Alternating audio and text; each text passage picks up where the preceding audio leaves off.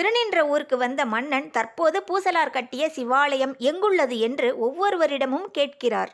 அப்படி ஒரு கோவிலே இங்கு கிடையாது என்று அனைவரும் சொல்ல, திரும்பி செல்ல மனமில்லாமல் பூசலார் இருக்கும் வீட்டை கேட்டு அறிந்து கொண்டு அங்கே வந்து அவரிடம் கேட்கிறார். அவரும் கோவில் கட்டி முடித்து நாளைய தினம் கும்பாபிஷேகம் நடக்கப் போகிறது என்று சொல்கிறார். குழப்பத்துடன் மன்னன் கனவில் நடந்ததை எடுத்து சொல்லி அந்த கோவில் எங்கே உள்ளது என்று கேட்டார். என் இதய தெய்வத்திற்கு என் இதயத்திலேயே கோவில் கட்டி உள்ளேன் என்று தன் நெஞ்சை தொட்டு காண்பித்தார் பூசலார். அடியேனையும் ஒரு பொருளாக நினைத்திருக்கிறார் இறைவன் என்று நெகிழ்ந்த பூசலார் ஓரிடத்தில் அமர்ந்து தியானித்து கும்பாபிஷேகம் செய்கிறார். இப்படி ஒரு இறைபக்தியா என்று திகைத்த மன்னன் உடனே அவர் காலில் விழுந்து வணங்கினார். அவர் இதயத்தில் இருக்கும் கோவில் எப்படியோ அதே போல் அவரின் விருப்பப்படி அக்கோவிலை அங்கேயே கட்டி முடிக்கிறார் மன்னன். சிவபக்தியால் பூசலார் நாயன்மார்களில் ஒருவரானார். அத்திரு ஆலயத்தில் எழுந்தருளியிருக்கும் இறைவனின் பெயர் இருதயாளீஸ்வரர்.